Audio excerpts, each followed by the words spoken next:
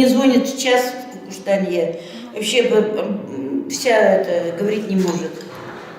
Она перепугалась, вообще давай, что делать мне бабушка? Я говорю, так, спокойно одевайся и посмотри с балкона, что там. Ну, вообще, конечно, жутко. Я-то не слышала, не видела, я уже потом приехала позднее.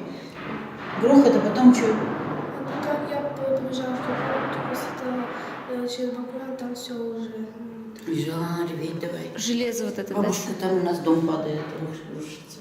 Я сама-то, сердце даже остановилось. Бабушка, Ваську только тата, как спасать-то? Понимаете, это вот настолько... Хотя Ваську кота хотела сдать кому-то.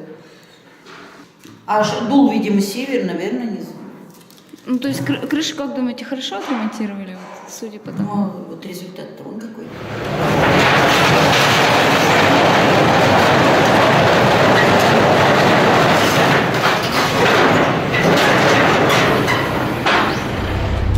В 2011 году, значит, в декабре месяце ремонт был закончен,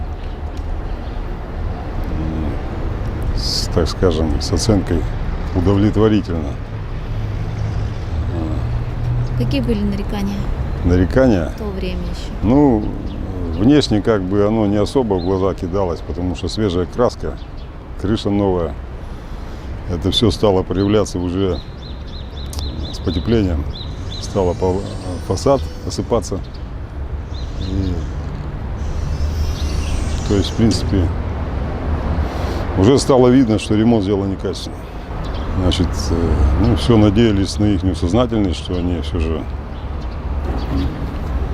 выйдут и те, что недостатки были, они устранят.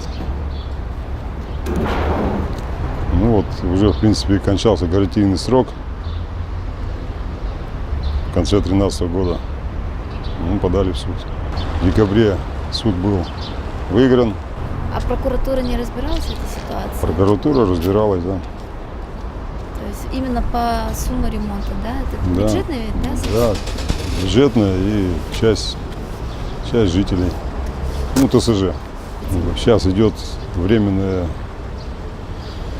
работы по временному перекрытию, значит, той части кровли, которая разрушена.